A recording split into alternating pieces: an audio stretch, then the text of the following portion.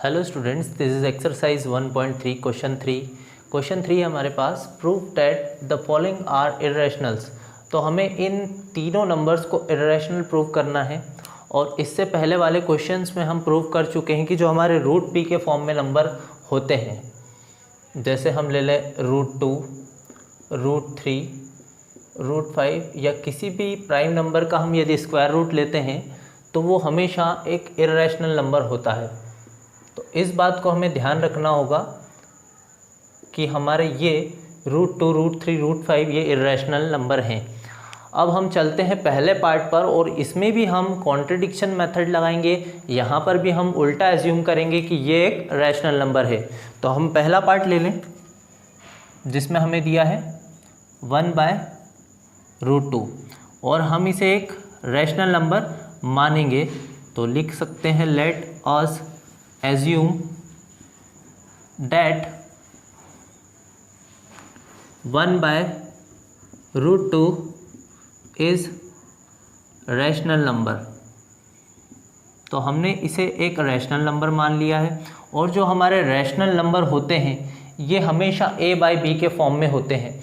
तो हम इसके इक्वल में लिख सकते हैं 1/√2 इक्वल टू a/b।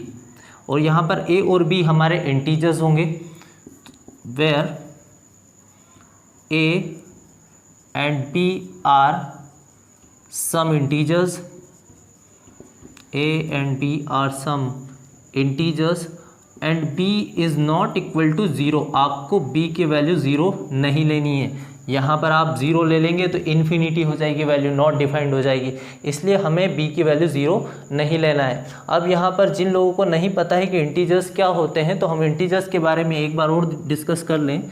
जो हमारे नंबर लाइन पर जितने भी नंबर होते हैं 0, 1, 2, 3, 4, 5, 6, 7 एंड सो ऑन, इधर हम पीछे ले ले तो -1, -2, -3, -4 और इधर इन्फिनिटी तक, तो ये सभी हमारे कहलाते हैं इंटीजर्स। ये हमारे कहलाते हैं इंटीजर्स। तो यहाँ पर हमने a और b को इन्हीं में से कोई दो इंटीजर्स माना है। तो ये हमारे a और b इंटीजर्स हैं। अब हम इस b को यहाँ ले लें, √2 को ऊपर ले जाएं और a को नीचे लाएं। तो हम ऐसा कर रहे हैं कि b को तो हम ऊपर ले गए हैं, a हमारा यहाँ आया है और √2 सामने गया है, तो √2 यहाँ जाएगा। हम इसे ऐसा भी लिख दें पलट के कि √2 इक्वल टू b/a। अब हम जानते हैं कि हमारे a और b इंटीजर्स हैं जो हमने लिया है वहाँ से। तो ये वाला जो पार्ट है, जैसे हम b की वैल्यू 1 ले लें और a की 2 ले लें तो ये 1/2 जो कि एक रैशनल पार्ट बनेगा। अगर ये रैशनल हुआ तो ये भी हमारा रैशनल होगा। तो हम लिख सकते हैं since a and b are integers, b/a is rational. तो हमारा जो b/a है ये रैशनल है, ये वाला पार्ट। अगर ये रैशनल है तो हमारा ये भी रैशनल होगा। तो हम लिख सकते हैं सो √2 इज रैशनल। पर यहाँ पर जाकर हम जानते हैं कि √2 हमारा रैशनल नहीं हो सकता। हम जानते हैं √2 एक इरेशनल नंबर है। तो हम ऐसा लिख सकते हैं कि it contradicts the fact that √2 is irrational. ये इस बात को गलत साबित करता है कि √2 एक इरेशनल नंबर है। तो हम लिख सकते हैं but we know that √2 is irrational. तो हमें पता है कि √2 हमारा इरेशनल नंबर है। तो हम बोल सकते हैं जो हमारा अजम्पशन था 1/√2 रैशनल है, ये गलत है। तो हम लिख दें यहाँ पर सो आर अजम्पशन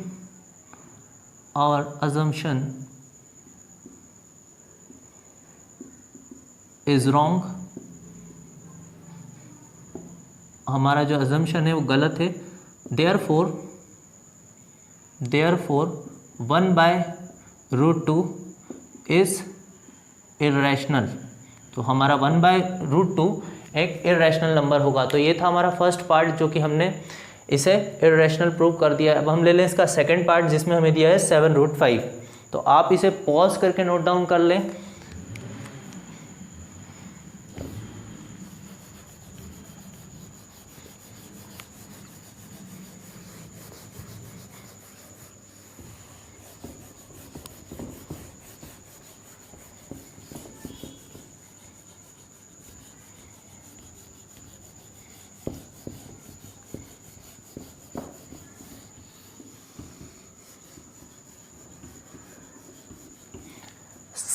सेकंड पार्ट है हमारे पास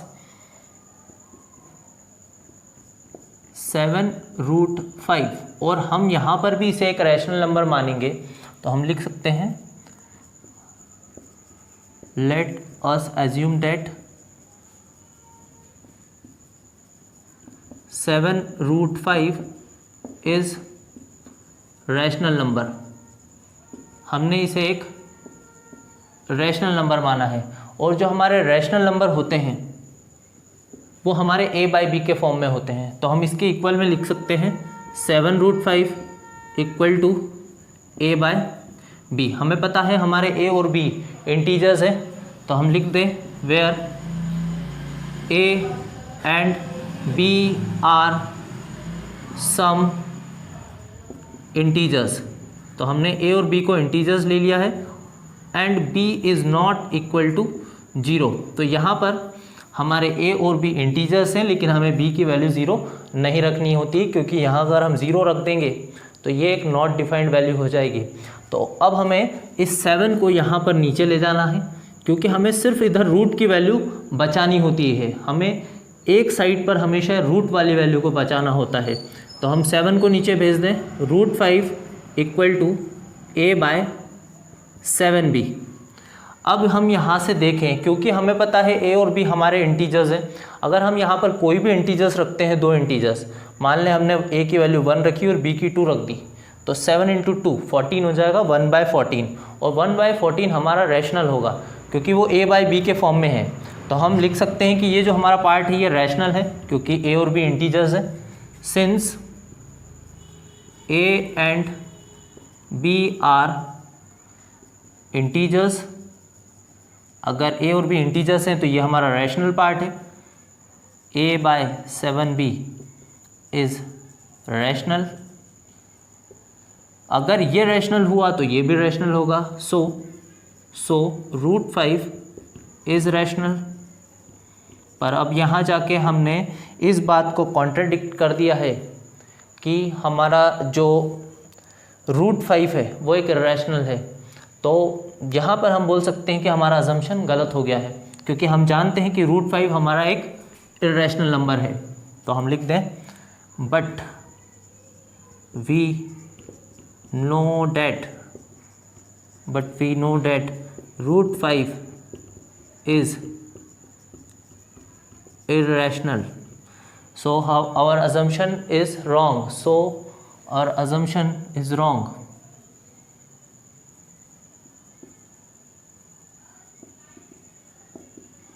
Our assumption is wrong. Therefore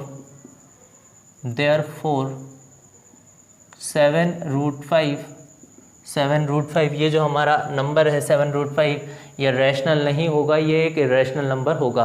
तो हम लिख दें therefore 7√5 इज़ इर्रेशनल।